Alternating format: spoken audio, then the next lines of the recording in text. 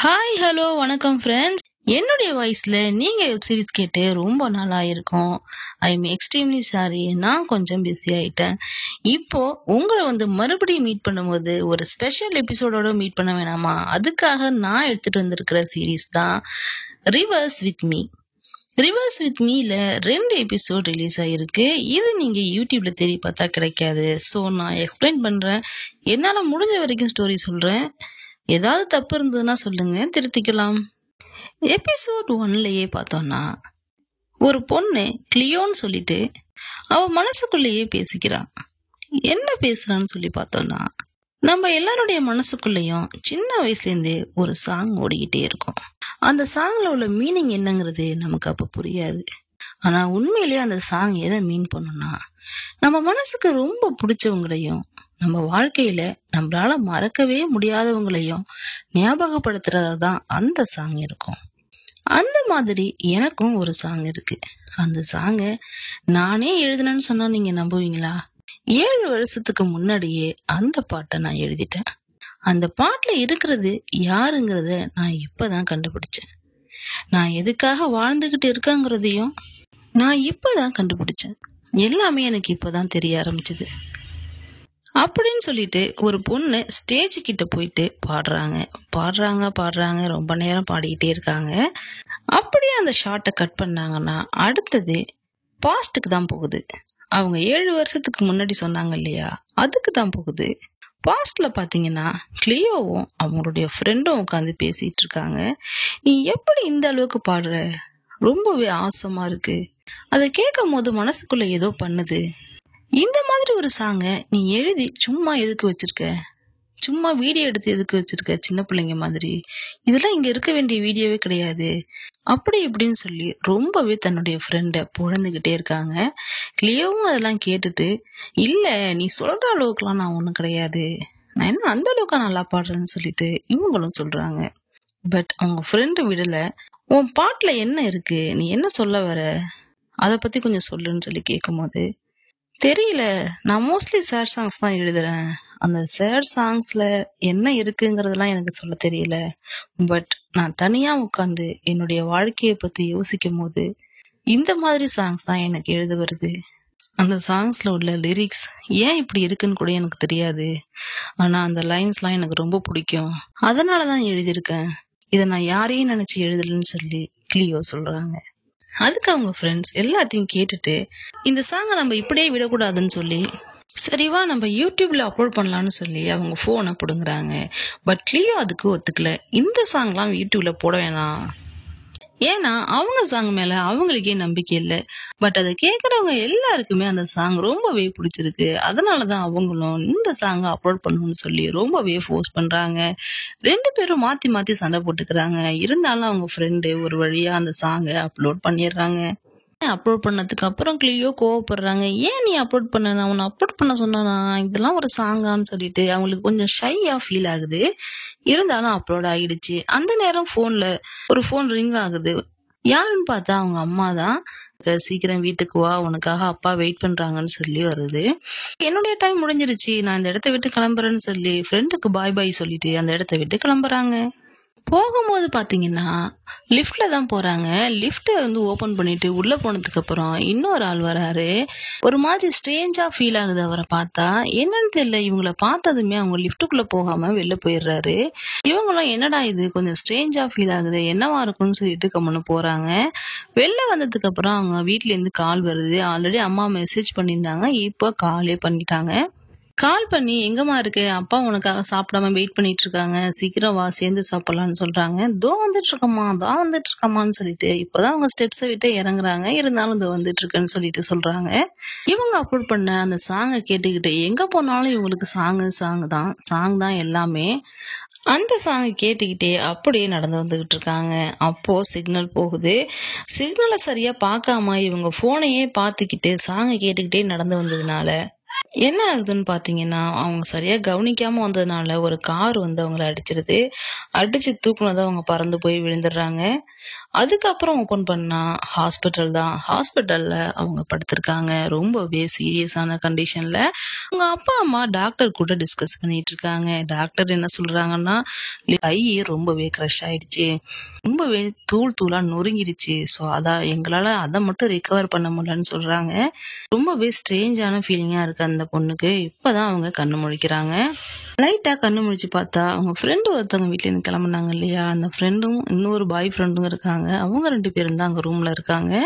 So எழுந்ததும் போய் doctor வந்து கூட்டு வராங்க. எல்லாரும் வந்து பார்க்குறாங்க. வந்து பார்த்துட்டு இருக்கும்போது டாக்டர் கேட்குறாங்க, எங்கெங்கெல்லாம் வலிக்குதும்மா? உனக்கு எல்லாமே ஓகேவா? வேற எங்கேயாவது வலி இருக்கான்னு சொல்லி கேட்டுட்டு இருக்கும்போது, அவங்களாவே சொல்றாங்க, இல்ல கையில மட்டும் தான் கொஞ்சம் வலின்னு சொல்லிட்டு கைய திரும்பி பார்த்தா கையவே காணோம்.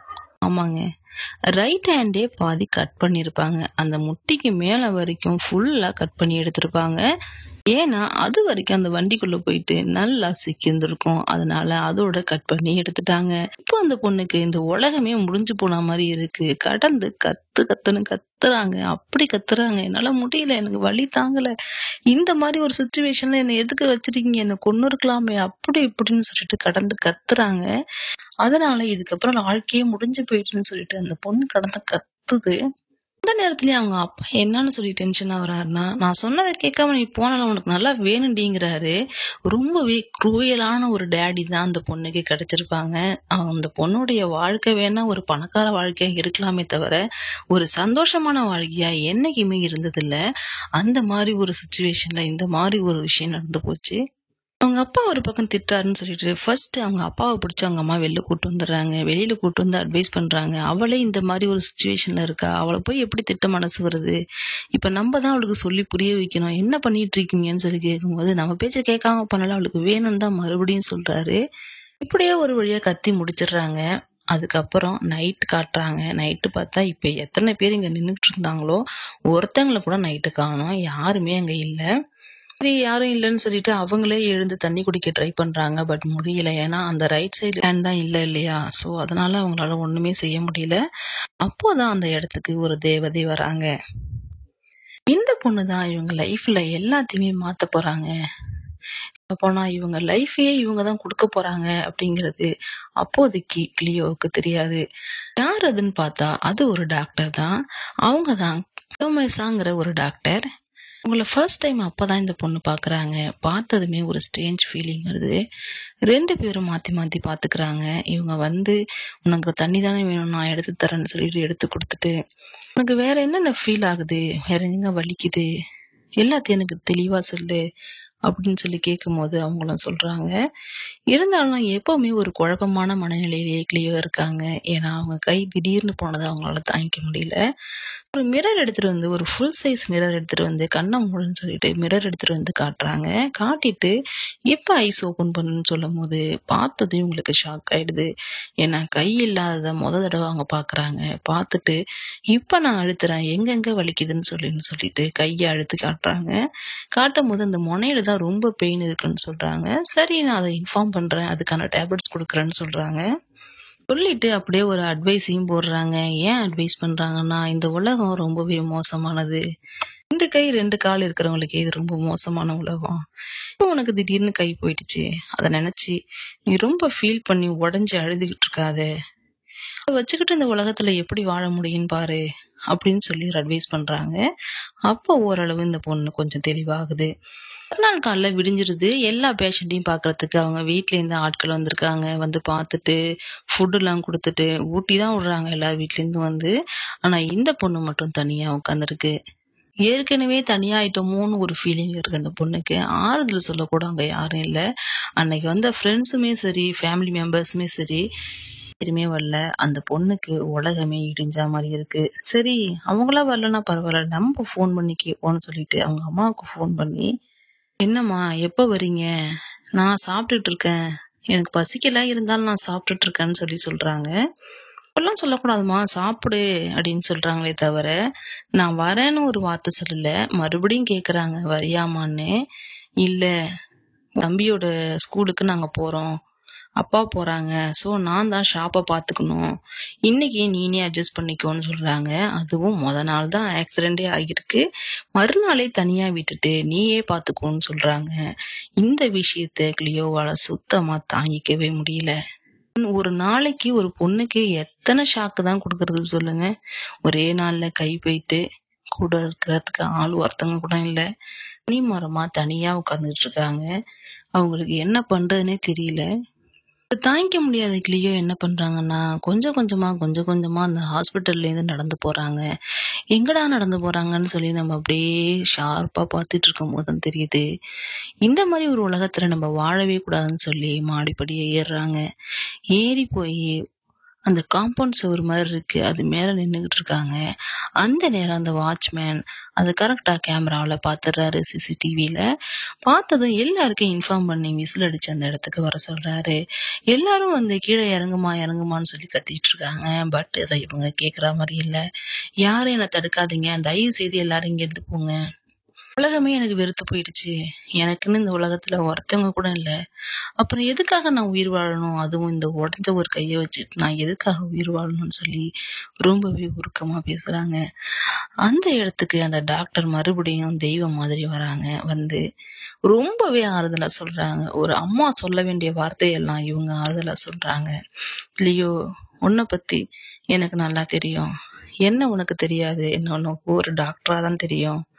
உன்னை எனக்கு ஒரு சிங்கரா ரொம்பவே நல்லா தெரியும்.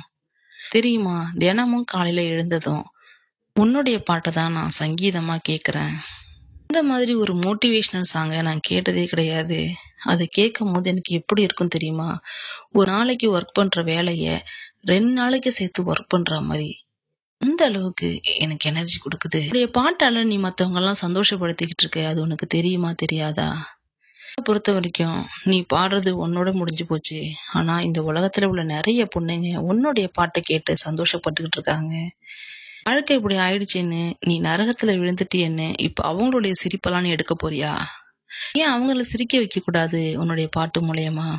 உலகத்துல யாருமே இல்லைன்னு நினைக்காத, உனக்கு நான் இருக்கேன். சத்தியமா சொல்றேன். நீ கீழே மட்டும் இறங்கி வா, உனக்காக நான் எப்பவும் இருப்பேன்னு சொல்றாங்க. அவங்க பேசுனதுல அப்படியே இவங்க அது அவங்களையே மறந்துடுறாங்க. சரி, நமக்காகவும் ஒரு ஜீவன் இருக்குன்னு சொல்லி சரி நான் கீழே இறங்குறேன்னு சொல்லி முன்னாடி ஒரு ஸ்டெப் வைக்கிறதுக்கு பதிலாக பின்னாடி வச்சிடுறாங்க. அப்படியே பின்னாடி போய் விழுந்துடுறாங்க. டாக்டரும் விடுற மாதிரி இல்ல. அவங்களும் எகிரி குடிச்சு இவங்களை காப்பாத்துறதுக்காக 2 பேரும் மாடியில அந்தரத்துல அப்படி இருக்காங்க. கொஞ்சம் கொஞ்சமா கீழே விழுந்துகிட்டு இருப்பாங்க. அப்ப டாக்டர் தான் லாஸ்டா குதிச்சதுனால மேல இருப்பாங்க. மேலேந்து கொஞ்சம் கொஞ்சமா அப்படியே கீழே வந்து அவங்க கையை அப்படி டச் பண்ணும் போது அவங்க பேக்ரவுண்ட்ல இருந்து ஒரு கிளாக் மாதிரி ஓப்பன் ஆகுது. வந்து ஒரு போர்ட்டல் மாதிரி ஒண்ணு ஓப்பன் ஆகுது. அதாவது பாஸ்டுக்கும் ஃபியூச்சருக்கும் இடையில ஒரு போர்ட்டல் மாதிரி. கையை டச் பண்ண அந்த செகண்டே அவங்க லிஃப்ட்ல நின்றுட்டு இருந்தாங்க இல்லையா, அந்த இடத்துக்கு போயிடுறாங்க. மறுபடியும் லிஃப்ட்டுக்குள்ளேயே போயிடுறாங்க ஒரு செகண்டு. அவங்களுக்கு ஒண்ணுமே புரியல கிளியோவுக்கு. என்னடா இது, கை இல்லாம இருந்துச்சு, ஹாஸ்பிட்டல்ல இருந்தோம், மாடியில இருந்து குதிச்சோம், எல்லாமே கனவா நிஜமான்னு சொல்லிட்டு இது 2த்துக்கும் இடையில இருக்காங்க. பாக்குற நமக்கு கூட அந்த மாதிரி தான் இருக்கு. அதே மாதிரி அந்த லிஃப்ட்டுக்குள்ள ஒரு ஸ்ட்ரேஞ்சான ஒரு பர்சன் நுழைய வந்தாரு, அப்புறம் வெளில போயிட்டாரு இல்லையா, அந்த சீன் எல்லாம் நடக்கும். அவங்க அம்மா ஃபோன் பண்ணது எல்லாமே நடக்கும் கண்டினியூஸ். அதுக்கப்புறம் இவங்க எதுவுமே புரியாது. கனவா இருக்குமா இல்ல நடக்க போறது நமக்கு முன்னாடியே தெரியுதா அப்படிங்கிற மாதிரி மைண்ட் செட்டோட நடந்து வந்துட்டு இருப்பாங்க. அதே மாதிரியே சிக்னல் விழும், வண்டி போயிட்டு இருக்கும், ரோட கிராஸ் பண்ண வருவாங்க. நம்ம தான் என்ன பண்ணுவோம், ரோட கிராஸ் பண்ணும் போது தான் ஆக்சிடென்ட் ஆச்சு பண்ணக்கூடாதுன்னு நினைப்போம். பட் இவங்க அப்பயும் ரோட் கிராஸ் பண்ண போறாங்க. பட் அந்த நேரம் இவங்கள ஒரு கை வந்து தாங்கி பிடிக்குது. சொல்லிட்டு கூப்பிடுறாங்க. கூப்பிட்டு பிடிச்சி நிக்க வச்சு ரோடையும் கிராஸ் பண்ணி கொண்டு வந்து விட்டுட்டு பேக்கையும் கையில கொடுத்துட்டு ஒன்ன நீயே பிளேம் பண்ணிக்காம மத்தவங்க கூட சேர்ந்து வாழப்பாரு, மத்தையும் வாழ வை உன்னுடைய பாட்டு மூலயமான்னு சொல்லிட்டு அந்த இடத்த விட்டு கொஞ்சம் கொஞ்சமா மறைஞ்சு போயிடுறாங்க. யார் அதுன்னு பார்த்தா நம்மளுடைய டாக்டர் தான். கவுமேசா டாக்டர் தான். அவங்க தான் வந்து அந்த அட்வைஸை போட்டுட்டு அந்த இடத்த விட்டு கிளம்பி போறாங்க. போகும்போது மறுபடியும் அந்த வாய்ஸ் ஓவரு ஸ்டார்டிங்ல பேசினாங்க இல்லையா, அந்த வாய்ஸ் ஓவர் இங்கதான் எங்க 2 பேருக்கும் இடையில எங்களுடைய வாழ்க்கையே தொடங்க ஆரம்பிச்சுது, எங்களுடைய கதையே இங்க இருந்துதான் ஆரம்பிக்குதுன்னு சொல்லி ஃபர்ஸ்ட் எபிசோட முடிக்கிறாங்க. இந்த எபிசோடு உங்களுக்கு பிடிச்ச மாதிரி நான் சொல்லியிருந்தேன்னா தயவு செய்து வீடியோவை லைக் பண்ணுங்க, கமெண்ட் பண்ணுங்க, ஷேர் பண்ணுங்க. அது மட்டும் இல்லாம இந்த ஸ்டோரி உங்களுக்கு ஓகேனா கண்டினியூ பண்ணலாம். பிடிக்கலன்னா உங்களுக்கு பிடிச்ச ஸ்டோரியை கமெண்ட் பண்ணுங்க, அந்த ஸ்டோரியவும் நம்ம அப்லோட் பண்ணலாம். தேங்க்யூ, தேங்க்ஸ் ஃபார் வாட்சிங்.